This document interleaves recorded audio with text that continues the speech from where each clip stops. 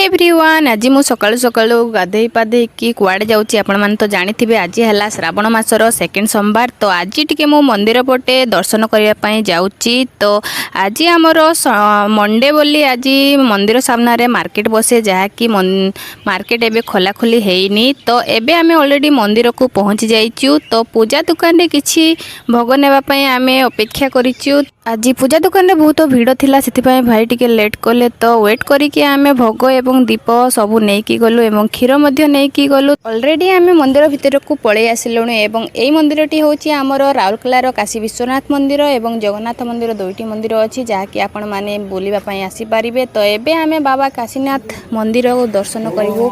एबे आमे मंदिर भितर को पळे आसिलु एवं एबे पूजा करिवु। तापर घंटी बाडे कि मो ननंक पाखकु गली एवं पूजा करैली। एबे मु बाहर को पळे आसिली एवं भितर तो आमर दीप जळेबा एलाउ नथिला। तो बाहर मु जळेई कि भगवान को स्मरण कली। तापर आमर पूजा शेष हो गला। तापर आमे पार्वती माँ को मंदिर को गलु टिके दर्शन कलु मुंडिया मारिलु। तापर पळे आसिलु आमर जगन्नाथ मंदिर पाखकु। मंदिर भितर तो दीप लगा हेबनी तो आमे बाहर दीप टिके लगेई देलु। तापर एबे आमे मंदिर भितर को जिबु। तो एबे आपण मानकु मो वीडियो केमती लागुची निहाती भाबरे जणे। चलंतु मंदिर भितर को जिबा। आ मंदिर टी किपरि अछि बहुत ही सुंदर अछि आपण माने देखिबे। तो चलंतु मंदिर भितर जिबा आ भगवान को दर्शन करबा। तापर सब पटे आपण मानकु बुलेइबी।